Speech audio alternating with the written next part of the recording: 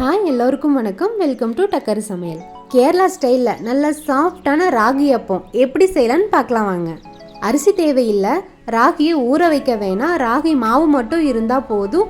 அப்பத்துக்கு மாவு கரைச்சி வச்சு ஓவர் நைட்டில் நல்ல சாஃப்டான ராகி அப்பம் பண்ணிடலாம். அதுக்கு ஃபஸ்ட்டு ஒரு மிக்சி ஜாரில் அரை முடி அளவு தேங்காவை கட் பண்ணிட்டோ இல்லை துருவிட்டோ சேர்த்துக்கலாம். ஒரு ஸ்பூன் அளவு ஜீரகம் சேர்த்துக்கலாம்.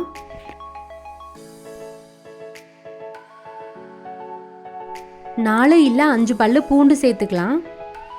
2 ஏலக்காய் சேர்த்துக்கலாம்.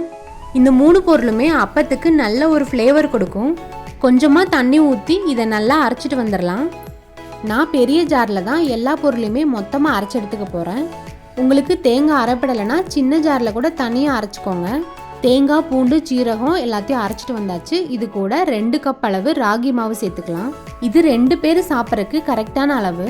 உங்கள் வீட்டில் எத்தனை பேர் இருக்காங்களோ அதுக்கேற்ற மாதிரி இந்த அளவுகளை இன்டூ பண்ணிக்கோங்க. இது மழை காலங்கிறனால மாவு புளிக்கிறதுக்காக கொஞ்சமாக ஈஸ்ட்டை தண்ணியில் கலந்து சேர்த்துக்கிறேன். இதே வெயில் காலமாக இருந்தால் ஈஸ்ட்டு சேர்க்க தேவையில்லை, மாவு நல்லாவே புளிச்சு வரும். ராகி மாவு, ஈஸ்ட்டு கூட 1 கப்பு தண்ணி சேர்த்து நல்லா அரைச்சதும் வேற ஒரு பாத்திரத்தில் ட்ரான்ஸ்ஃபர் பண்ணிக்கலாம். அவ்வளோதாங்க, ராகி அப்பத்துக்கு மாவு அரைச்சி வச்சாச்சு. ஓவர் நைட்டு விட்டுறலாம், நல்லா புளிச்சு பொங்கி வரட்டும், மூடி வச்சிடலாம். ஓவர் நைட்டு ஃபுல்லாக விட்டாச்சு. இப்போ மார்னிங் ஆயிடுச்சு, ஓப்பன் பண்ணி பார்க்கலாம். மாவு நல்லா சூப்பராகவே பொங்கி வந்திருக்கு. இந்த பக்குவத்தில் மாவு இருந்தால் தான் அப்போ நல்லா சாஃப்டாக புஷ்ஷுன்னு வரும். மாவு கெட்டியாக இருக்குது. ஸோ மாவுக்கு தேவையான உப்பும் கொஞ்சமாக தண்ணி ஊற்றி மிக்ஸ் பண்ணிக்கலாம். மாவு அரைக்கும் போது கூட உப்பு சேர்த்து அரைச்சிக்கலாம். தண்ணி அதிகமாக ஊற்றிடக்கூடாது, கொஞ்சமாக ஊற்றி மிக்ஸ் பண்ணி விட்டுக்கலாம். இந்த பக்குவத்துக்கு மாவு கரைச்சி எடுத்ததும் அப்போ ஊற்ற ஆரம்பிச்சிடலாம். ஒரு கரண்டி மாவு எடுத்து கும்மியாக ஊற்றி லைட்டாக பரத்தி விட்டுக்கலாம். நான் தோசைக்கல்லையே அப்போ ஊற்றியிருக்கேன். அப்பச்சட்டியில் இன்னுமே அப்போ சூப்பராக வரும்.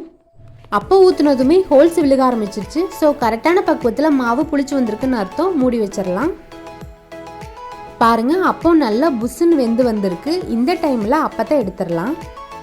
அப்போ சுடும்போது அந்த ஏலக்காய், ஜீரகம், தேங்காய் வாசனை ஜம்முன்னு இருக்குங்க. அவ்வளோதாங்க, இதே மாதிரி எல்லா மாவுலையும் அப்போ சுட்டு எடுத்துக்கலாம்.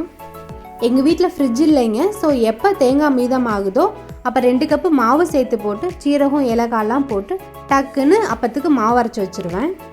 என்னோடய ஃபேமிலியில் நான், என் ஹஸ்பண்ட், என் பையன் மட்டும்தான். ஸோ இந்த மாவு அளவு எங்களுக்கு கரெக்டாக இருக்கும்.